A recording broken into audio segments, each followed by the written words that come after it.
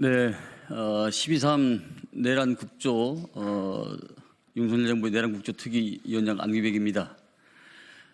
저희 특위 활동 기간 많은 이해와 또 응원과 협력을 보내주신 국민 여러분께 이 자리를 빌려 감사의 말씀을 드립니다. 오늘은 77주년 4.3 희생자 추모일입니다. 모두 발언에 앞서 반헌법적, 반인륜적 국가폭력에 희생된 분들의 넋을 기립니다. 길었던 불면의 밤을 지나 내일이면 새로운 대한민국의 첫 발을 내딛습니다. 윤석열의 내란은 대한민국 현대사의 시계를 수십 년 거꾸로 돌린 일대 대사건이었습니다. 내란은 주범이 되어 국민을 배신한 대통령을 파면하는 일에 왜 이렇게 오랜 시간이 필요한지 알 수 없습니다만 지금이라도 8대0 헌법재판관 전원일치의 단호한 심판으로 헌법의 적에게 베풀 관용은 한 톨도 없다는 점을 분명히 선언하여야 합니다. 경고성 계엄이었다. 아무 일도 일어나지 않았다. 윤석열 일당은 온갖 헛소리로 진실을 은폐 축소하였습니다. 그러나 윤석열은 계엄 당일 2번, 3번 계엄을 선포하면 되는 거니까 계속 진행해라며 계엄군에게 명령을 내렸습니다. 계엄 해제가 의결된 지 2시간이 지난 새벽 3시에는 고위급 장교 34명을 태운 버스가 합참을 향해 계룡대를 떠나서 서울로 향하고 있었습니다. 그러나 명백한 증거 앞에서도 윤석열 일당은 뻔뻔했습니다. 심지어 이에 부안해동한 일부 군경마저 케이블 타이어는 국회 문을 잠그려 준비한 것이다. 김현태 707 특임 담장의 말입니다. 국회를 포화를 했다. 목연태 국회 경비대장 말입니다. 계엄을 축소하고 책임을 희석시키는 시도를 반복했던 것입니다. 그러나 꽉 채운 손가락 사이로도 모래가 새어나오듯 제 아무리 감추려 하더라도 진실은 드러나게 돼 있습니다. 보십시오. 사람을 체포할 목적이 없었다는 군은 취재진의 사다리를 빼앗고 시민을 연행하고 심지어 케이블 타이로 기자를 체포하려 했던 것입니다. 국회를 보호하려 했다는 전 국회 경비대장은 국회의원은 물론이고 국회의장마저도 통제 대상으로 인식되었습니다. 만약 본회장에 모인 국회의원과 국회 앞에 모인 운집한 시민을 넘어 이들의 시도가 성공했다면 아마도 수십만 명의 피가 흥건히 흘렸을 것입니다. 그러나 탄핵소치 이후에 잠시 움츠렸던 내란 세력은 헌재의 선고가 지연되는 사이 다시 활개를 치고 있습니다. 헌법적 숙고의 시간이 어쩌면 살아날 수 있다는 메시지가 되어 극우 세력의 준동의 먹잇감이 되어버린 셈입니다. 그러나 내일 윤석열의 파면은 기정사실입니다. 저는 헌법재판관의 헌법적 양심과 지혜를 굳게 믿습니다. 민주주의 법치주의 그리고 우리 헌법의 수호함에 있어 단 한 치의 주저함도 없을 것이라 확신합니다. 국회와 지방의회 그리고 정당의 활동과 정치적 결사, 집회, 시위 등 일절 행동을 금한다. 계엄의 밤 전국으로 퍼진 포령 1호의 무도함을 탄약고 안팎에서 준비했던 20만 4,329발 이것이 말해주고 있는 것입니다. 이 탄약의 무참함을 사람을 일개 개인의 수거 대상으로 전락시킨 단순한 표현의 무심함을 무엇보다도 개인의 정치적 야유 권리에 피로 쌓인 헌법과 민주주의를 헌식짝처럼 내팽개친 무책임함을 절대로 용서하지 않을 것입니다. 감사합니다. 예, 다음은 추미애 의원님의 발언 있겠습니다.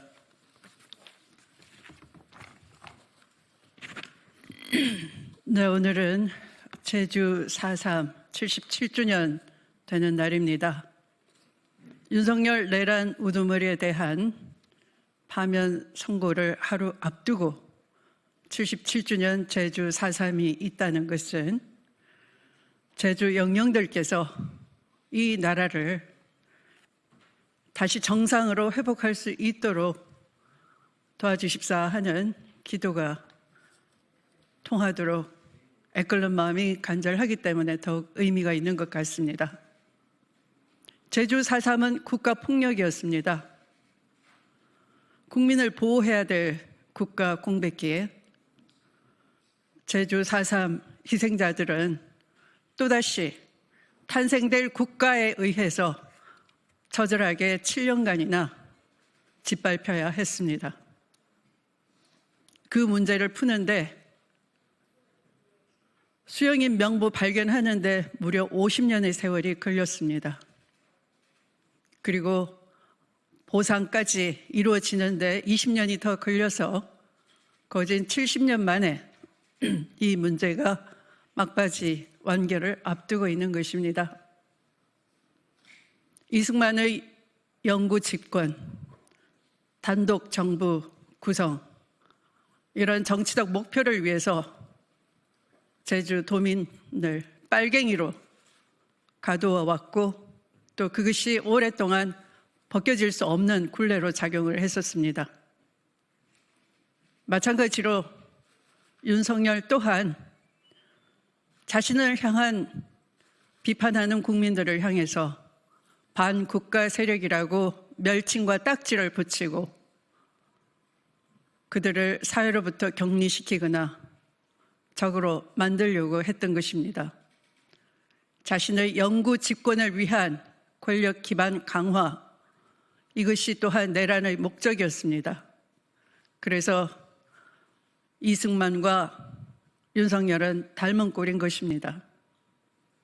우리가 국가 폭력을 한 번도 당대에 단호하게 징벌하지 못했기 때문에 광주 5.18이 신군부 집권 세력에 의해서 저질러졌던 것이고 또한 이번에 국회 계엄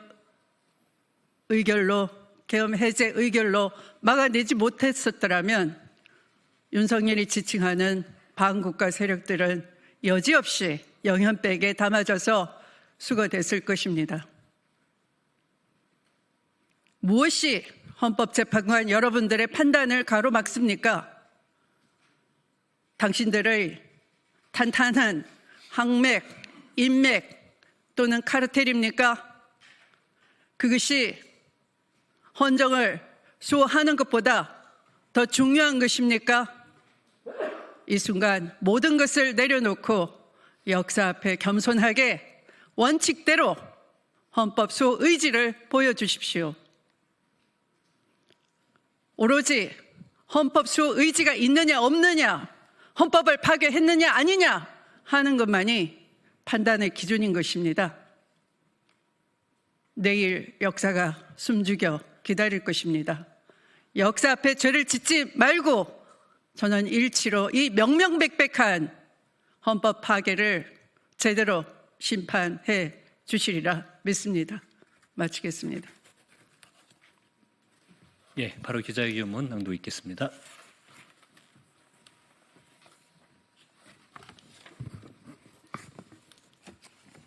(12.3) 비상계엄은 명백한 위헌, 위법이다. 윤석열을 파면하라. 내란 속의 윤석열에 대한 탄핵 심판이 하루 앞으로 다가왔습니다.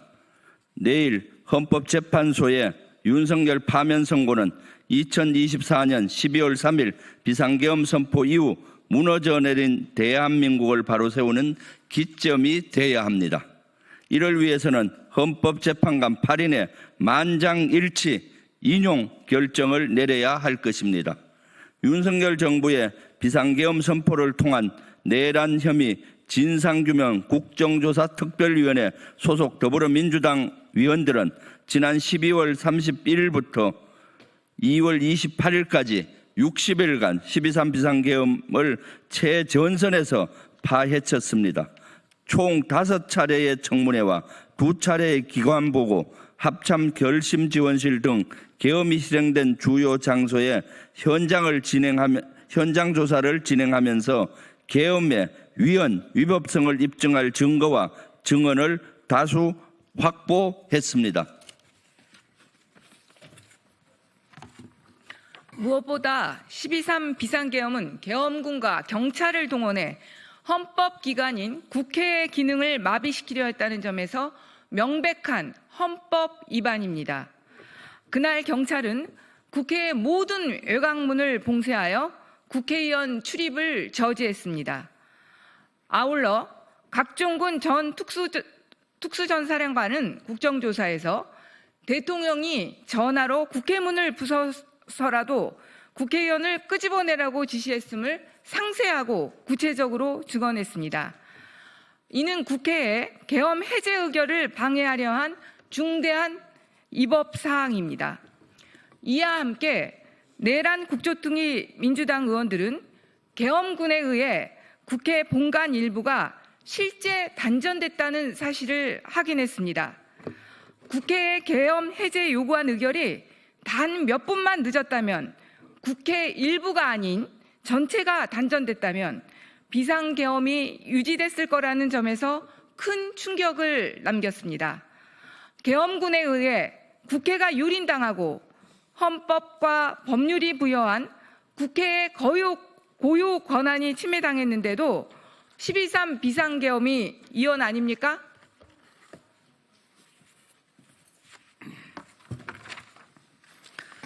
내란 국조특위는 이른바 체포명단에 대한 구체적인 증언도 확인했습니다. 홍장원 전 국가정보원 1차장, 김대우 전 방첩사령부 수사단장, 구민혜 방첩사령부 수사조정과장 등 주요 증인들은 국정조사에 출석해 체포명단의 실체를 소상하게 진술했습니다. 이들이 일관되게 증언한 체포명단은 조지호 경찰청장의 검찰 조사 결과와도 일치합니다. 국회의장과 정당의 대표, 전직 대법관까지 무고한 사람들을 체포하려 한 것입니다. 이는 신체의 자유는 물론이고 국회의원의 체포 또는 구금을 엄격히 제한한 헌법을 정면으로 위반한 것입니다. 마음에 들지 않은 사람을 체포하고 감금함으로써 정치적 목적을 달성하겠다는 내란 숙의 윤석열의 반헌법적, 반민주적, 반독재적 발상이 마침내 실행에 옮겨진 것입니다.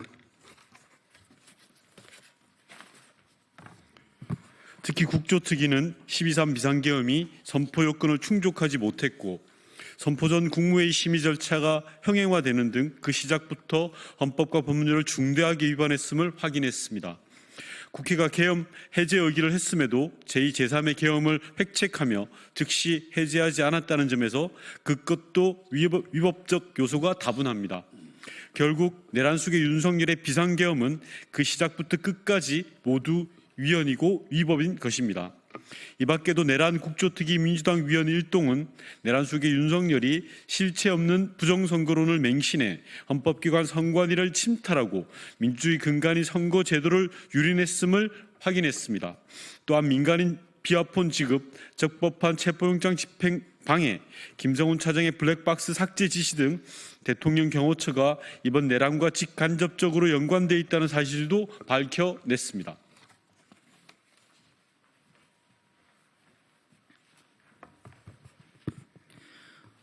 국정조사 활동이 마무리된 이후에도 12.3 비상계엄의 부당성을 증명하는 증거들이 쏟아져 나왔습니다. 최근에는 계엄군이 당시 현장을 취재하던 기자를 폭행하고 케이블 타이, 플라스틱 수갑으로 포박하는 영상이 공개됐습니다.